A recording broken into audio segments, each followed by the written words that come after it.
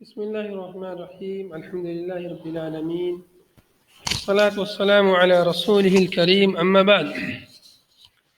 قال الله سبحانه وتعالى في القرآن المجيد: لا جناح عليكم إن طلقتم النساء ما لم تمسوهن أو تفرضوا لهن فريضة ومتعوهن على المؤسر قدره على المقتر قدره متاعا بالمعروف حقا على المحسنين.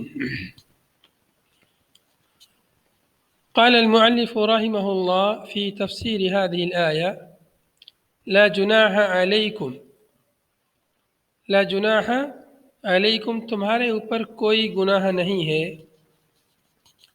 ان طلقتم النساء اگر تم نے اپنی بیویوں کو طلاق دے دیا، ما لم تمسوہن جب تک کہ تم نے ان کو چھوا بھی نہیں ہے، یعنی صرف عقد نکاح ہوا ہے لیکن رخصتی نہیں ہوئی ہے، ان کو چھوا نہیں ہے۔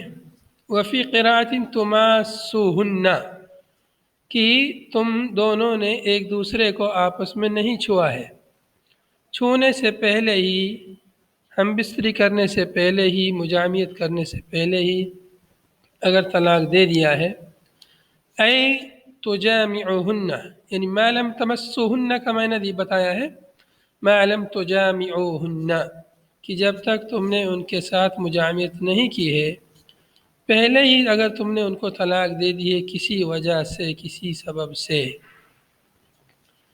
او لم تفریضوا لہن فریضہ ہے، او کا عطف اسی پر ہے، لا پر، ما لم تمسوہن ما لم تفریضوا لہن فریضہ، یا جب تک کہ تم نے ان کے لیے فریضہ فرض نہیں کیا، یعنی مہرن، فریضہ سے مراد مہر ہے، فرض نہیں کیا یعنی مقرر نہیں کیا ہے مہر کتنا دینا ہے، طے نہیں کیا ہے مہر کے بارے میں۔ نکاح ہوا ہے، ہاں مہر دے دیں گے، کتنا دیں گے، کتنا نہیں دیں گے، کیا دیں گے، وہ سب جو ہے کچھ طے نہیں ہوا ہے، بس ہاں نکاح ہو گیا ہے، رخصتی نہیں ہوئی، یا ایک ہی مہر طے نہیں ہوا ہے، صرف نکاح ہوا ہے، تو ایسی صورت میں تم پر کوئی گناہ نہیں ہے۔ تو مہر کا کیا ہوگا پھر؟ مہر بھی مقرر نہیں ہوا ہے، اگر طلاق دے دیے تو مہر کس کے پاس جائے گا، اس کو مہر دینا پڑے گا یا نہیں دینا پڑے گا، اس مسئلے کا حل اس آیت میں بیان کیا گیا ہے۔ وما مصدریۃ ظرفیہ، معلم میں جو ما ہے، یہ ما مؤلف کہہ رہے ہیں کہ ما مصدریہ ظرفیہ ہے، یعنی معنی کیا ہوگا؟ ای لا تبعۃ علیکم، ما ای لا تبعۃ علیکم یعنی ایسی صورت میں اگر تم نے طلاق دے دی مسیس سے پہلے اور فریضہ مہر مقرر کرنے سے پہلے، ایسی صورت میں تم پر کوئی گناہ نہیں، یعنی لا تبعۃ علیکم تمہارے اوپر کوئی بوجھ نہیں ہے، مہر کا بوجھ نہیں ہے۔ لا تبعۃ علیکم تمہارے اوپر کوئی زور نہیں ہے، کوئی بوجھ نہیں ہے، کوئی حق نہیں ہے، یا کوئی گناہ تم پر نہیں ہے اگر نہیں دیا تو۔ پھر طلاقی طلاق میں، ایسی صورت میں، اب ما کو مصدر مان رہے ہیں تو ایسی صورت میں طلاق دینے میں تم پر کوئی بوجھ نہیں ہے، یا کوئی گناہ نہیں ہے، یا کوئی حق نہیں ہے۔ کب؟ زمن عدم المسیس والفرد، عدم مسیس کے زمانے میں، عدم مسیس کا زمانہ یعنی اس کو چھوا نہیں ہے بیوی کو، صرف نکاح ہوا ہے، اس کو چھوا تک نہیں ہے ابھی، اس سے ہم بستری نہیں کی ہے، تو یہ عدم مسیس کا زمانہ ہے۔ فرد یعنی عدم فرد یعنی مہر کو مقرر نہیں کیا ہے اس زمانے میں، یعنی مہر ابھی طے نہیں ہوا ہے، نہ بیوی کو چھوا ہے، تو ایسی صورت میں طلاق دینے میں تم پر کوئی بوجھ نہیں ہے، بِإِثْمٍ گناہ کا بوجھ، ولا مہر اور نہ ہی مہر کا بوجھ تمہارے اوپر ہے۔ تو اگر کسی نے نکاح کیا ہے اور بیوی کو چھوا بھی نہیں ہے، مہر بھی مقرر نہیں کیا ہے، تو ایسی صورت میں طلاق دینے میں بھی کوئی گناہ نہیں ہے اور نہ ہی مہر دینے کا بوجھ اس کے اوپر رہے گا۔ ہاں لیکن ایک شرط، ایک صورت ہے، اس سے تمہاری نسبت جڑی ہے، وہ تمہاری بیوی بنی ہے گرچہ نسبتی ہی صحیح، تو تم اس کو کچھ نہ کچھ تو دو، مہر گرچہ مت دو لیکن کچھ اس کو دے دو کہ ہاں اسے لگے کہ میری فلاں سے شادی ہوئی تھی اور اس نے یہ مجھے دیا تھا۔ تو فرمایا کہ وَمَتِّعُوهُنَّ عَلَى الْمُوسِعِ قَدَرُهُ وَعَلَى الْمُقْتِرِ قَدَرُهُ، اور انہیں فائدہ پہنچاؤ، یعنی اعطوهن ما يتمتعن به، انہیں دے دو، عطا کر دو وہ چیز جس کے ذریعے سے وہ کچھ فائدہ اٹھا سکیں۔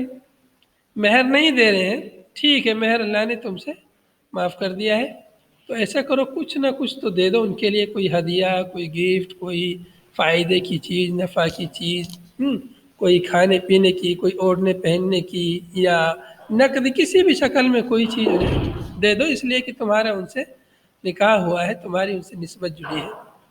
کتنا دینا ہے؟ آگے دیا علی الموسع قدر، موسع وسعت علی آدمی الغنی منکم، تم میں سے جو غنی ہے، مالدار ہے، اس کے اوپر کتنا ہے؟ قدر ہو، اس کی قدرت کے اعتبار سے، اس کی جتنی حیثیت ہے، اس کی جتنی طاقت ہے، اپنی طاقت کے حساب سے وہ دے دے۔ مالدار ہے تو ایسا نہیں کہ غریبوں کی طرح دے رہا ہے، مالدار ہے تو لگنا چاہیے کہ ہاں یہ مالدار ہے، وہ نعمت نظر آنی چاہیے۔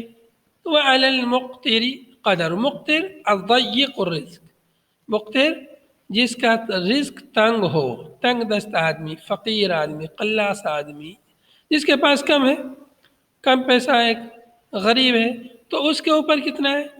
قدر ہو، اس کی حیثیت کے حساب سے اس کے اوپر دینا ہے۔ تو اس کو کتنا دینا؟ جتنی اس کی طاقت ہے، جتنی اس کی قدرت ہے، تو وہ بھی اپنے حساب سے دے۔ تو اللہ تعالیٰ نے اس میں انسان کو اختیار دے دیا ہے کہ جتنی جتنی حیثیت ہے جس کی، وہ اس حساب سے اس کو کچھ فائدہ پہنچا دے۔ تو یہ آیت کریمہ، یہ علی الموسع قدر و علی المقتر قدر، یہ جملہ یفید، فائدہ دے رہا اس بات کا، انہ لا نظر الی قدر الزوجہ، کہ اس میں زوجہ بیوی کی حیثیت کی طرف نہیں دیکھا جائے گا، بیوی کی قدر، طاقت، قوت، مضبوطی، کتنی مالدار ہے، کتنی غریب ہے، اس کی طرف نہیں دیکھا جائے گا، دینے والے کی حیثیت کی طرف دیکھا جائے گا کہ اس کے پاس کتنی حیثیت ہے، کتنی قدرت ہے دینے کی۔ کیا دینا ہے؟ متاعا ومتعوہن متاعا تمتیعا، کوئی سامان دے دو، کوئی چیز دے دو جس کے ذریعے وہ فائدہ اٹھا سکے۔ متاعا تمتیعا بالمعروف شرعا، ایسا سامان دو کہ جس سے وہ فائدہ اٹھائے، ایسا نہیں کہ وہ دیا کچھ کام کا نہ ہو۔ بالمعروف، بھلائی کے ساتھ، یعنی بھلائی کے ساتھ یعنی جو شرعاً معلوم ہو کہ یہ چیز فائدے کی چیز ہے، ایسا نہیں کہ وہ شرعی طور پر فائدے کی تو لیکن شرعی طور پر فائدے کی نہیں ہے۔ جیسے کسی نے کسی کو میوزک کا سامان دے دیا ہے تو وہ بھی سامان ہی، تو لیکن یہ فائدہ شرعی طور پر اس سے فائدہ نہیں اٹھایا جا سکتا۔ تو ایسا سامان ہو جو شرعی طور پر جس سے فائدہ اٹھانا درست ہو۔ صفہ ہے یہ بالمعروف، یہ صفت متاعن، متاعن کی یہ صفت ہے۔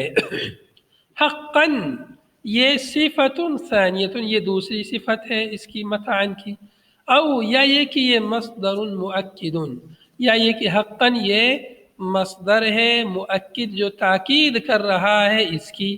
بھلائی کے ساتھ دے دیجیے، ظاہر سی بات بھلائی کے ساتھ رہے گا تو حق ہی رہے گا، تو اس لیے یہ اس کی صفہ مؤکدہ ہے، یا یہ کہ یہ صفت ثانیہ ہے اس کی، یا یہ کہ یہ اس کی مصدر مؤکد ہے، یعنی تاکید کر رہا ہے اس معنی کی۔ علی المحسنین، محسنین پر، المطیعین، اطاعت کرنے والے، فرما بردار لوگوں پر یہ حق ہے اس کو سامان دے دینا ہے۔ اگر تم مطیع ہو، فرما بردار ہو، محسن ہو، تو تمہاری اس سے نسبت جڑی ہے، تمہارا نکاح ہوا ہے، شادی ہوئی ہے، تو کچھ نہ کچھ سامان اس کے لیے دے دو جس سے وہ فائدہ اٹھائے۔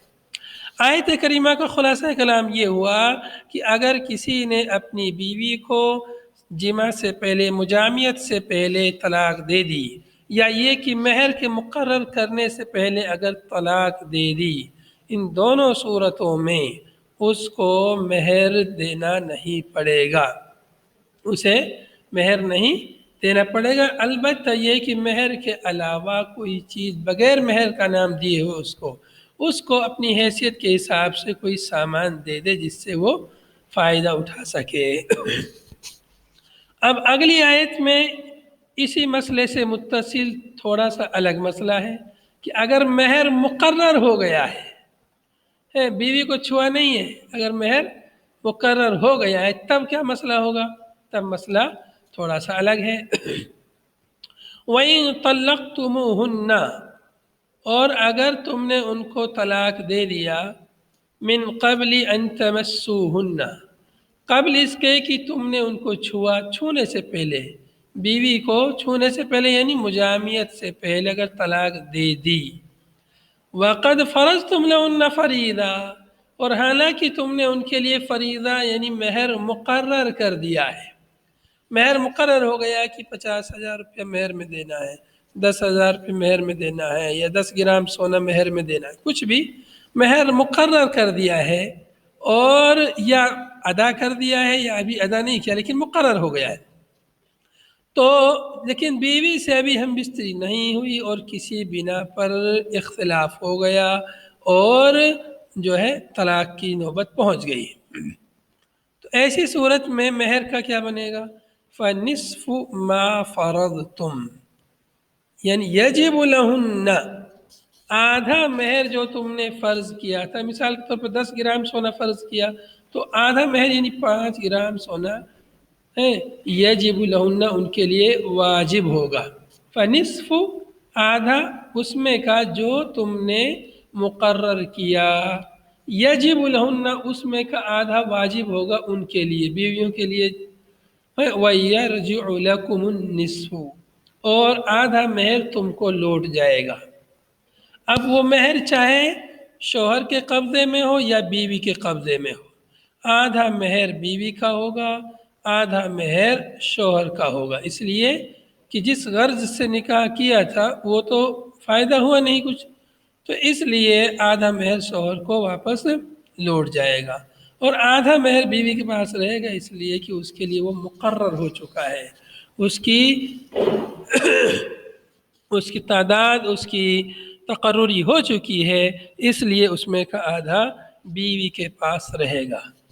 الا، ہاں ایک صورت ہے کوئی معاف کر دے، بیوی معاف کر دے جیسے مجھے نہیں چاہیے، شوہر معاف کر دے کہ نہیں مجھے نہیں چاہیے، پورا اسی کو جانے دو، تو الگ بات ہے، لیکن شرعی قاعدہ یہ کہ آدھا اس کا آدھا اس کا، یہ اس کے باوجود اللہ تعالیٰ نے دونوں کو اختیار دے دیا ہے کہ جو اگر کوئی معاف کر دے تو وہ بھی یہ نہیں صحیح ہے، لیکن کے معنی میں ان یعفونا، مگر یہ کہ وہ معاف کر دیں، کون؟ ای الزوجات، بیویاں، فیترکنہ، اور اس کو وہ چھوڑ دیں، بیویاں معاف کر دیں اور اس مہر کو چھوڑ دیں کہ مجھے نہیں چاہیے مہر، جب ہماری ملاقات ہی نہیں ہوئی تو کیا ہم مہر لے کے کریں گے، وہ معاف کر دیتی ہے تو الگ بات ہے۔ او یعفو الذی بیدہ عقدۃ النکاح، یا وہ معاف کر دے جس کے ہاتھ میں عقدۃ النکاح ہے، جس کے ہاتھ میں نکاح کا بندھن ہے، وہ کون ہے؟ وہو الزوج، اور وہ شوہر ہے، یا شوہر معاف کر دے یا بیوی معاف کر دے، فیترک لہا الکل، چنانچہ شوہر چھوڑ دے بیوی کے لیے مکمل مہر، کچھ نہ لے، آدھا وعدہ پورا اسی کے لیے چھوڑ دے، تو یا تو بیویاں معاف کر دیں یا یہ کہ شوہر معاف کر دے، تو یہ صورت بھی جائز ہے۔ وعن ابن عباس رضی اللہ عنہ، حضرت ابن عباس رضی اللہ عنہ سے اس جملے کی تفسیر میں ایک قول وارد ہے، الولی، عقدۃ النکاح کس کے ہاتھ میں ہے؟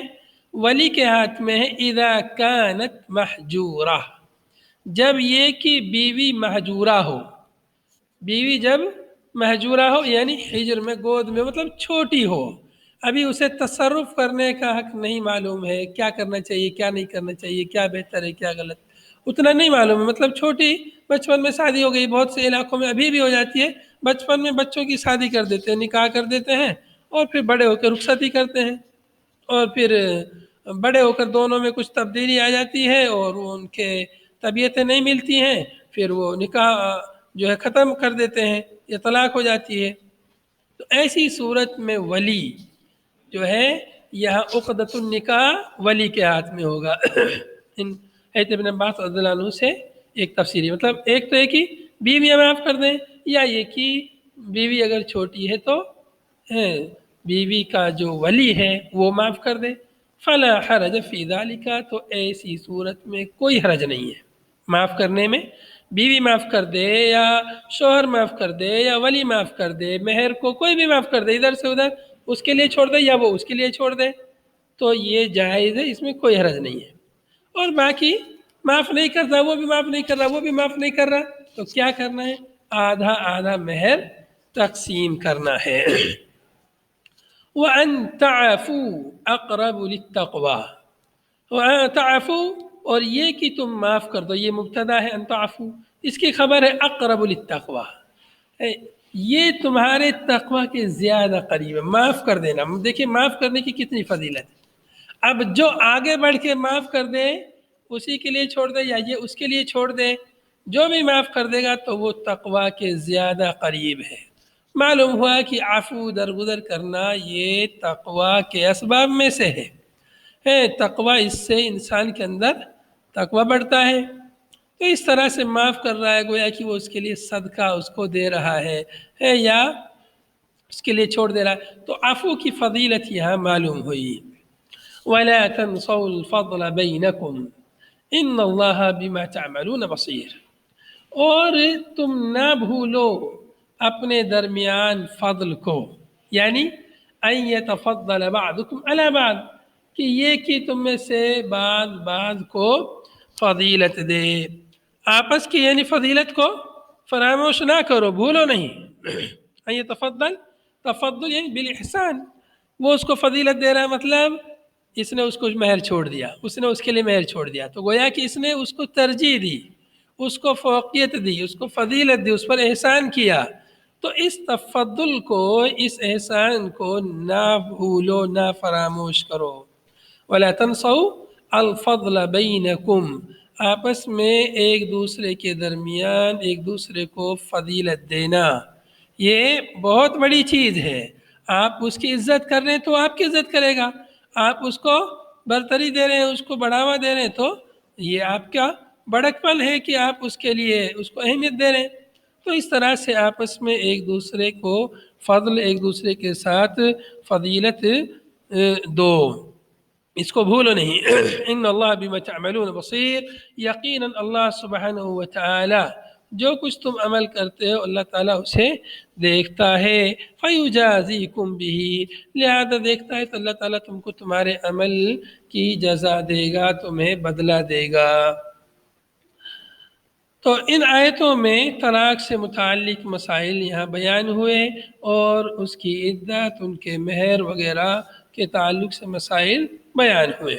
اگلی آیت میں نمازوں کی فضیلت، ان کی محافظت کی اہمیت پر بیان ہے۔ حافظوا علی الصلوات والصلاة الوسطیٰ، نمازوں کی حفاظت کرو۔ کون سی نمازوں کی؟ یعنی پانچوں وقت کی نمازیں، الخمسی، 5 وقت کی نمازیں ہیں، ان کی حفاظت کرو۔ حفاظت کرنے کا مطلب کیا ہے؟ بِأَدَائِهَا فِي أَوْقَاتِهَا، نمازوں کو ان کے اوقات میں ادا کر کے نمازوں کی حفاظت کرو۔ تو نماز کو اس کے وقت میں ادا کرنا چاہیے، اور اول وقت میں ادا کرنے کی احادیث میں خصوصی فضیلت آئی ہے۔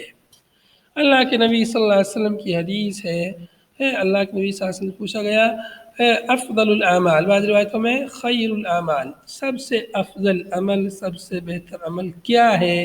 تو آپ صلی اللہ علیہ وسلم فرمایا الصلاۃ فی اول وقتها، نماز کو اس کے اول وقت میں ادا کرنا۔ تو نمازوں کی ادائیگی کرنے کا حکم ہے عمومی طور پر، پہلے حافظوا علی الصلوات، اس کے بعد والصلاۃ الوسطیٰ، اور وسطی نماز کی، صلاۃ وسطی کی حفاظت کرو۔ پہلے عام حکم ہے کہ نمازوں کی حفاظت کیجیے، اس کے بعد ہے اور نماز وسطی کی بھی حفاظت کرو۔ نماز وسطی کا بالخصوص ذکر ہے تو اس کو کہتے ہیں عطف خاص علی العام۔ پہلے عام ہے یہ لفظ نمازوں کی حفاظت کرو، اس کے بعد یہ خاص ہے، یہ وسطی نماز بھی پانچوں نمازوں میں داخل ہے تو کہ اس کو کہیں گے عطف خاص، خاص کو عام پر عطف کیا ہے۔ تو یہ وسطی نماز کون سی نماز ہے، اس کے بارے میں علماء کے مفسرین کے مختلف اقوال ہیں۔ ہی العصر، یہ عصر کی نماز ہے، او یا یہ کہ یہ صبح کی نماز ہے، او الظہر یا یہ کہ یہ ظہر کی نماز ہے، او غیرہ یا اس کے علاوہ دوسری نماز ہے۔ یعنی مفسرین کے اقوال اس سلسلے میں پانچوں طرح کے اقوال ہیں، کسی نے کہا عصر، کسی نے کہا مغرب، کسی نے عشاء، کسی نے صبح، کسی نے ظہر، لیکن اقوال اس سلسلے میں متعدد اقوال ہیں۔ راجح قول اکثر مفسرین جس طرف گئے ہیں وہ یہ ہے کہ یہ عصر کی نماز ہے، صلاۃ وسطی۔ تو مفسرین نے یعنی مختلف اعتبار سے عصر کی نماز کو، کسی نے مغرب کی نماز کو، کسی نے عشاء کی نماز کو، اس طرح سے کسی نے ظہر کی نماز کو مختلف اعتبار سے وسطی کہا ہے۔ وسطی کا معنی ہے سب سے افضل، وسطی کا معنی ہے افضل، اور وسطی کا معنی ہوتا ہے وسط، بیچ کے معنی میں ہوتا ہے۔ تو کسی نے درمیانی معنی کو ڈھونڈا ہے نمازوں میں، تو کسی نے کہا کہ مغرب کی نماز میں 3 رکعت ہوتی ہیں جو 4 اور 2 کے درمیان ہے، فرض نماز کی زیادہ سے زیادہ تعداد 4 رکعت ہے اور کم سے کم رکعت 2 رکعت ہے، اس کے درمیان میں 3 رکعت ہے۔ تو کسی نے کہا کہ مغرب کی نماز یہ وسطی ہے، کسی نے کہا کہ عصر کی نماز وسطی ہے، افضل ہے، اس لیے کہ اس وقت فرشتوں کا نزول ہوتا ہے، جو دن والے فرشتے ہیں وہ اس وقت آسمان کی طرف اعمال لے کر جاتے ہیں اور اس وقت رات والے فرشتے آتے ہیں، تو اس وقت آدمی اللہ کی عبادت میں لگا رہے، آنے والے فرشتے بھی ہیں نام لکھ لیں رجسٹر میں کہ یہ نماز پڑھتے ہوئے ہم نے پایا، اور جانے والے بھی لکھ لیں کہ ہم نماز پڑھتے ہوئے اس کو چھوڑ کے آئے ہیں۔ تو مختلف اعتبار سے ہر کسی نے الگ الگ اوقات کی توجیہ بیان کی ہے۔ کسی نے کہا کہ ظہر کی نماز یہ دن کی نمازوں میں بیچ کی نماز ہے، پہلے صبح کی نماز اور شام میں عصر کی نماز۔ کسی نے کہا کہ عشاء کی نماز یہ رات کی نمازوں میں درمیانی نماز ہے، پہلے انہوں نے مغرب کی نماز کو رات کی نماز قرار دیا، آخری نماز صبح کی نماز کو قرار دیا اور بیچ میں عشاء کی نماز کو قرار دیا۔ تو اس طرح سے کسی نے صبح کی فجر کی نماز کو جو وسطی قرار دیا ہے کہ انہوں نے کچھ دوسرا اعتبار کیا ہے کہ جو صبح کی نماز ہے یہ دن کی نماز اور رات کی نماز کے درمیانی نماز ہے۔ تو مختلف اعتبار سے یہ بات ذکر کی ہے، لیکن راجح قول اس میں زیادہ اثر کا ہے۔ وَأَفْرَدَهَا بِالذِّكْرِ لِفَضْلِهَا، اور افردہ اس کو یعنی وسطی نماز کو بالخصوص ذکر کیا ہے۔ افردہ بالذکر، اس کو بالخصوص ذکر کیا ہے، اس کو خصوصی طور پر علیحدہ ذکر کیا ہے، کیوں؟ لفضلیہ، اس کی فضیلت کی وجہ سے۔ تو ویسے تمام نمازوں کی حفاظت کرنی ہے، لیکن ان تماموں میں بالخصوص جو ہے اس نماز کے بارے میں بہت ہی زیادہ دھیان اور توجہ رکھنے کی ضرورت ہے۔ وَقُومُوا لِلَّهِ قَانِتِينَ، اور اللہ کے لیے کھڑے ہو جائیے نماز میں قانتین، خضوع خضوع کے ساتھ میں۔ قانتین عاجز بن کر کھڑے ہو جائیے، با ادب کھڑے ہو جائیے اللہ کے لیے۔ اس لفظ سے قوموا للہ قانتین سے استدلال کرتے علماء کرام کہ نماز میں قیام فرض ہے، نماز میں قیام نماز کے ارکان میں سے، رکن میں سے ہے۔ اس بنا پر کہتے ہیں کہ قیام نماز کے ارکان میں سے ہے تو قیام ہی میں سورہ فاتحہ پڑھی جاتی ہے، اور سورہ فاتحہ کو بھی نماز کے ارکان میں سے مانتے ہیں۔ تو اس لیے علماء نے کہا ہے کہ سورہ فاتحہ کے بغیر نماز نہیں ہوتی۔ وہ علماء جو اس کے قائل ہیں تو وہ اس سے بھی استدلال کرتے ہیں۔ قیلا، یہ بھی کہا گیا ہے اس قانتین کے معنی میں مطیعین، اللہ کے سامنے مطیع فرما بردار بن کر کھڑے ہو جائیے۔ مطیعین کا معنی کہاں سے عکس کیا ہے؟ لقولی صلی اللہ علیہ وسلم، نبی صلی اللہ علیہ وسلم کے اس فرمان کی وجہ سے یہ معنی بھی کہا گیا ہے، کل قنوت فی القرآن فہو طاعت، قرآن پاک میں ہر قنوت وہ اطاعت اور فرما برداری کے معنی میں ہے۔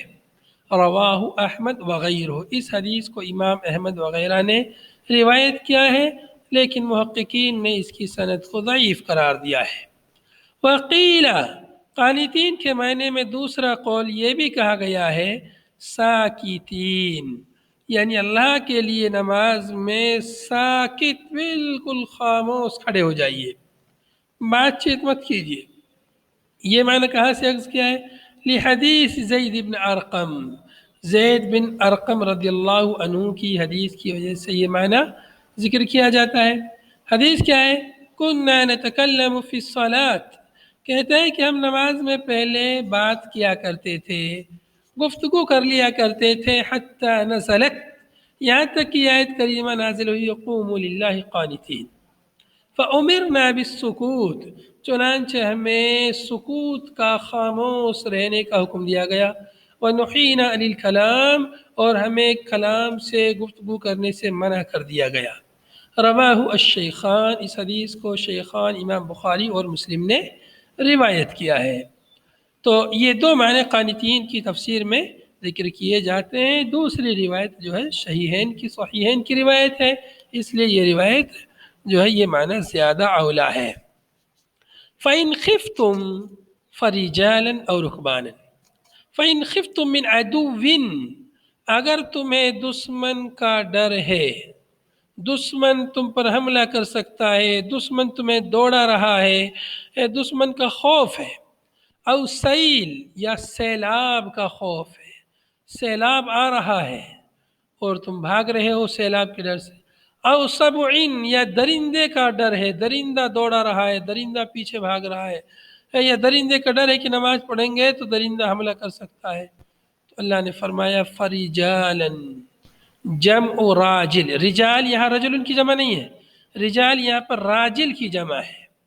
راجل یعنی رجل سے چلنے والا، یعنی پیر سے چلنے والا، پیدل، جس کو بولتے ہیں اردو میں پیدل، ای مشاتن، پیدل چلتے ہوئے، صلو، نماز پڑھ لو، یعنی نماز کسی بھی حال میں ترک نہیں کرنی ہے کہ میں تو ابھی نماز نہیں پڑھ سکتا، دشمن کا ڈر ہے، سیلاب کا ڈر ہے، درندے کا ڈر ہے، کسی اور چیز کا ڈر ہے، ایسا نہیں ہے، کسی بھی کچھ بھی ہو نماز ہر حال میں پڑھنی ہے، بیمار ہو تب بھی پڑھنی ہے، سفر میں ہو تب بھی پڑھنی ہے، حجر میں ہو تب بھی پڑھنی ہے، ہر حال میں نماز پڑھنی ہے، کسی حال میں ترک نہیں کرنی ہے۔ ترک کرنے کی ایک ہی صورت ہے، وہ ہے ماہواری، ایام حیض، تو جس کو ایام حیض ہوں وہ نماز نہ پڑھے بس، تو یہ تو عورتوں کے ساتھ خاص ہے، تو اس لیے نماز کن کی چھوٹتی ہے؟ مردوں کی نہیں چھوٹتی نماز کبھی بھی، نماز اگر چھوٹتی ہے تو عورتوں کی چھوٹتی ہے، وہ بھی ان عورتوں کی جن کو ماہواری لگی ہو، تو اس لیے نماز کبھی بھی نہیں ترک کرنی چاہیے، چاہے دشمن کا خوف ہو یا کسی بھی چیز کا خوف ہو، چاہے نماز چلتے چلتے ہی پڑھو، مشاتن صلو، چلتے ہوئے ہی نماز پڑھ لو، لیکن نماز پڑھنی ضرور ہے۔ او رکبانن، یا یہ کہ سواری پر سوار ہو، جمع راکب، رکبان راکب کی جمع ہے، راکب یعنی سوار، گھوڑے پر سوار ہے، اونٹ پہ سوار ہے، ہوائی جہاز پہ سوار ہے، ریل گاڑی میں سوار ہے، بس میں سوار ہے، گاڑی میں سوار ہے، بائک پر سوار ہے، سائیکل پہ سوار، کسی بھی چیز پہ سوار ہے، تو سائیکل پہ سوار ہے یا گاڑی پہ سوار ہے، چلتے چلتے سواری کرتے کرتے اور جو ہے نماز پڑھ لیجئے، نماز کا جب وقت ہو جائے اور اس کے وقت نکلنے کا ڈر ہے تو آپ نماز پڑھ لیجئے، ای کیف امکن، یعنی جیسے بھی ممکن ہو نماز پڑھ لیجئے، نماز کو ضائع مت کیجئے، نماز کی حفاظت کیجئے۔ مستقبلی القبلۃ او غیرہا، قبلے کا استقبال کرتے ہوئے نماز پڑھ لیجئے، یا وہ اگر ممکن نہیں ہے قبلے کا استقبال، دوڑ رہے ہیں، بھاگ رہے ہیں، تو ایسی صورت میں بغیر استقبال کے بھی نماز ہو جائے گی، بغیر استقبال قبلہ، استقبال قبلہ ضروری ہے، شرط ہے، لیکن مجبوری میں استقبال قبلہ کے بغیر بھی نماز ہو جائے گی۔ وَيُؤْمَرُ بِالرُّكُوعِ وَالسُّجُودِ، رکوع سجدہ کیسے کرے گا؟ دوڑتے بھاگتے اشارے سے، چلتا چلتا جو ہے اشارہ کر لیا رکوع کرنے کا، پھر سجدے کا اشارہ کر لیا، تھوڑا اپنے آپ کو جھکتے ہوئے چلنے لگا، رکوع مان لیا، پھر سجدہ مان لیا، پھر سلام پھیر دیا، تو اس طرح سے اشارے اشارے میں رکوع سجدہ کر لے، اور لیکن نماز کو ترک نہ کرے۔ اس قدر تاکید آئی ہے نماز کی کہ نماز کسی حال میں معاف نہیں ہے۔ نماز تلواروں کے سائے میں دشمن کے مقابل میں کھڑے ہیں تو وہاں بھی معاف نہیں ہے۔ اللہ تعالیٰ نے اس قدر اس کو اہمیت دی ہے، لیکن اس کے باوجود آج ہم مسلمانوں نے نماز کو کس قدر فراموش کر دیا ہے۔ ہم جو ہے خوف تو دور کی بات، بہت امن و سکون اور چین کی زندگی ہوتی ہے، پھر بھی نمازوں سے غافل ہو جاتے ہیں۔ نمازوں سے یعنی غفلت تو دور، نماز پڑھتے ہی نہیں، سرے سے بہت سارے مسلمان نماز کو ترک کر دیتے ہیں۔ یہی وجہ ہے کہ آج ہم مسلمانوں پر ذلت اور خواری آ رہی ہے، ہماری عبادت گاہوں پر حملے ہو رہے ہیں، ان پر قبضہ کیا جا رہا ہے، انہیں توڑا جا رہا ہے۔ وجہ کیا ہے؟ کہ ہم نے خود نے ان کو فراموش کر دیا ہے، ہم نے خود نے ان کو اہمیت نہیں دی، ہم نے خود نے انہیں آباد نہیں کیا، اس لیے دشمن ان پر حملہ کر رہے ہیں۔ تو نماز کسی بھی حال کسی بھی صورت میں معاف نہیں ہے۔ نماز چلتے پھرتے اٹھتے بیٹھتے سوتے جاگتے ہمیشہ نماز ادا کرنی ہے۔ اللہ تعالیٰ نے جہاں نماز کی اس قدر تاکید فرمائی ہے، اس قدر اس کو اہمیت دی ہے، اللہ تعالیٰ نے ہمارے لیے رعایت بھی کی ہے۔ اگر ہم بیمار ہیں تو اللہ نے ہمیں یہ ضروری نہیں کہا کھڑے ہو کر ہی پڑھنی ہے، بیٹھ کر پڑھ لیجیے، بیٹھ کر نہیں تو لیٹ کر پڑھ لیجیے، کتنی رعایت کی اللہ تعالیٰ نے۔ اگر سفر میں ہم لوگ ہیں تو سفر میں رعایت کی، سفر میں مشقت پریشانی، فرض نماز سنت رہنے دی، صرف فرض پڑھ لیجیے، وہ بھی 4 رکعت والی نماز کو 2 رکعت ہی پڑھ لیجیے، لیکن پڑھنی ضرور ہے۔ 2 نمازوں کو ایک ساتھ پڑھ لیجیے، ظہر اثر ایک ساتھ پڑھ لیجیے، مغرب عشاء ایک ساتھ پڑھ لیجیے، تاکہ بار بار کی دقت نہ رہے، ایک ساتھ پڑھ لیجیے، کتنی آسانی ہوگی۔ اللہ تعالیٰ نے اس قدر آسانیاں پیدا کی ہیں، اس کے باوجود بھی ہم نمازوں سے غفلت برتتے ہیں۔ تو نمازوں کی ہر حال میں حفاظت کرنی ہے۔ فَاذْكُرُوا اللَّهَ أَيْ صَلُّوا، اللہ کا ذکر کرو یعنی نماز ادا کرو، کما علمکم، جیسا کہ اس نے تمہیں سکھایا ہے۔ نماز کیسے ادا کرنی ہے؟ جیسے اللہ تعالیٰ نے سکھایا ہے۔ اللہ تعالیٰ نے کیسے سکھایا ہے؟ اللہ تعالیٰ نے حضرت جبریل امین کو بھیجا، اور جبریل امین نے اللہ کے نبی صلی اللہ علیہ وسلم کو نماز پڑھ کر دکھلائی، پھر اللہ کے نبی صلی اللہ علیہ وسلم نے نماز پڑھی، ویسے ہی نبی صلی اللہ علیہ وسلم نے نماز پڑھ کے صحابہ کرام کو دکھلائی، سکھایا، اور پھر فرمایا صلو کما رأیتمونی اصلی، ایسے نماز پڑھو جیسے تم مجھے نماز پڑھتے ہوئے دیکھتے ہو۔ تو نماز کیسے ادا کرنی ہے؟ جیسے اللہ تعالیٰ نے نماز سکھلائی ہے، اپنے طریقے سے نہیں، اپنے امام اور اپنے مولوی کے طریقے سے نہیں، نبی صلی اللہ علیہ وسلم کا طریقہ، نماز نبوی ادا کرنی ہے۔ نماز نبوی کے مقابلے میں لوگوں نے نماز حنفی کے نام سے کتابیں لکھی ہیں، اور نماز حنفی سکھلاتے ہیں، نماز مالکی سکھلاتے ہیں، نماز شافعی سکھلاتے ہیں۔ باقی حنبلی مالکی شافعیوں میں اتنا نہیں ہے جتنا حنفیوں میں۔ نماز حنفی کے نام سے کتاب، ارے نماز نبوی لکھ رہی ہے نا، نبوی نماز، اللہ کے نبی صلی اللہ علیہ وسلم جو نماز پڑھی ہے وہ نماز پڑھیے۔ ما لم تکونوا تعلمون، جیسا کہ اللہ تعالیٰ نے تم کو سکھایا جو کچھ تم نہیں جانتے تھے۔ ہمیں نماز کا طریقہ، کیفیت کچھ نہیں معلوم تھا، فرائض حقوق کچھ نہیں معلوم تھا، اللہ تعالیٰ نے اپنے نبی صلی اللہ علیہ وسلم کے واسطے میں سکھلایا، تو نبی صلی اللہ علیہ وسلم کے طریقے کے مطابق ہی نماز ادا کرنی ہے۔